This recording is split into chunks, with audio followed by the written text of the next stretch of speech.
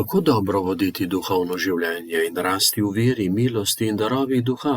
Duhovno življenje je življenje duše. Telo potrebuje materialno hrano, duša pa duhovno. Duhovna hrana je Božja beseda v Svetem pismu in molitev. Predno nahraniš telo, je potrebno nahraniti dušo. Vsako jutro po toaleti pol ure meditiraj, moli in si preberi iz Svetega pisma ter zapomni tiste misli, ki so se te dotaknile. Ob koncu te polurne meditativno-molitvene oaze ponesi s seboj v dan tisto, kar ti je dal Bog spoznati v srcu kot za tebe pomembno, da ostane zdrav in močan za dnevne obveznosti. Opoldne se je pomembno spomniti, da je Bog postal človek in da je sedaj s teboj in v tebi ter moliti za ljudi okoli sebe. Zvečer se je potrebno spomniti, ali si bil danes zvest Bogu in sebi, obžalovati tisto neuspelo in grdo, odpustiti drugim ter najti besedilo, o katerem boš jutri razmišljal in nad njim meditiral. Če še čez dan bereš 10 minut neko duhovno besedilo iz knjige ter uspeš iti tudi k sveti maši, je tvoj dan prijel duši, ker je zrasla in se okrepila.